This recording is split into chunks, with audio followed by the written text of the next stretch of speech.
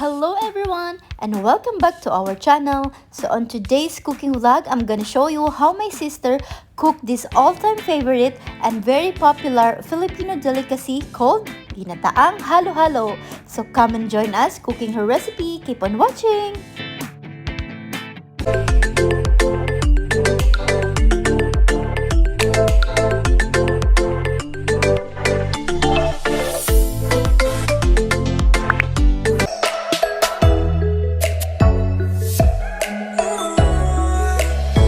So guys, don't be too confused on cooking this recipe because it's really easy. So I was craving on eating this ginataang halo-halo for such a quite long time. So since my sister visited me 2 days ago here in Dubai, so I asked her to cook this for me. So come and join us and let's start cooking. So guys, this is how she started cooking this recipe. So in a pan like this, she poured in 2 cups of water and waited to simmer. And now she's adding 1 can or 400 ml of coconut cream. We actually use 3 cans of coconut cream in here guys. But just to start, she added only 1. Stir to mix the cocoa cream with the water.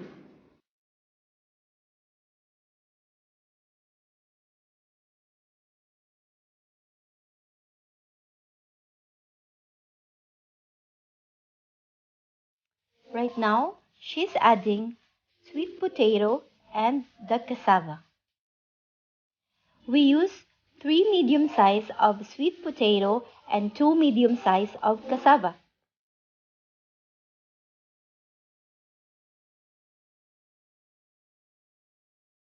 Let's cover the pan and wait it to simmer. So guys, as you can see that red pan, beside the pan where we are cooking the recipe, we are boiling the sago or the tapioca pearls. So guys, in this recipe, we used 100 grams of tapioca seed that we boiled to turn it to tapioca pearl. Because here in Dubai, I never seen a ready to use or ready to eat tapioca pearl. Not like in the Philippines, we can just buy it or see it anywhere in the market. Like just buy it and mix it to your recipe. But here we have to buy the seed and cooked it. Just like how my sister is doing it. So we just mix it with the water and boil it and waited for it to change the color into translucent. That's what she's cooking right now. I don't know, maybe there is a ready to eat tapioca pearl in the market, but I never seen that, but for sure it will be frozen only. So guys, we're still waiting for it to boil.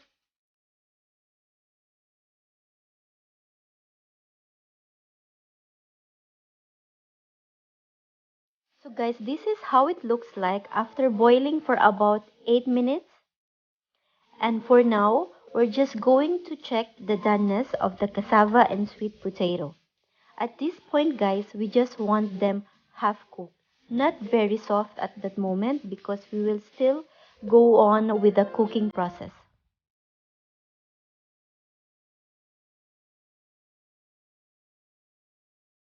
So guys, in her recipe, she only adding 1 and 1/2 cup of granulated sugar. Believe me guys, her recipe is not too sugary or too sweet. It's just perfect.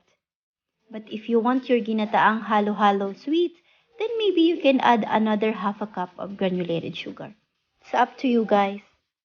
But for me, the sweetness in here is just too perfect.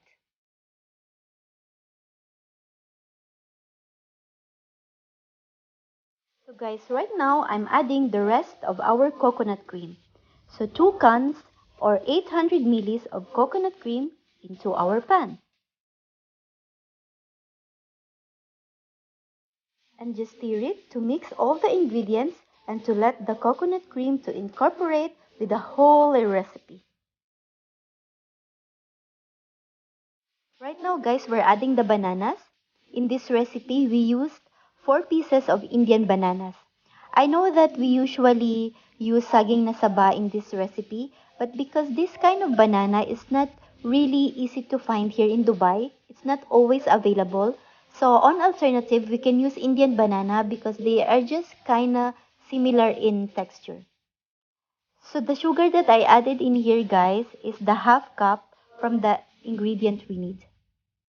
And just give it a mix, guys, and cover the pan and let it boil until it thickens and all our ingredients get softened.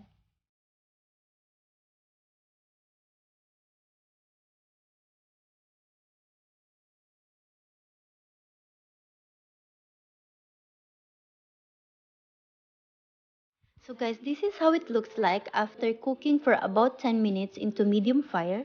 And now we are adding our cooked tapioca pearls. This is how it looks like, guys, when it's cooked. It looks so yummy.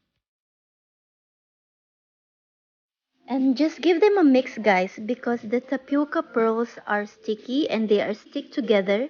So in order for them to split up and to mix in our recipe, we just kind of give them a gentle mix, just like what we are doing right now.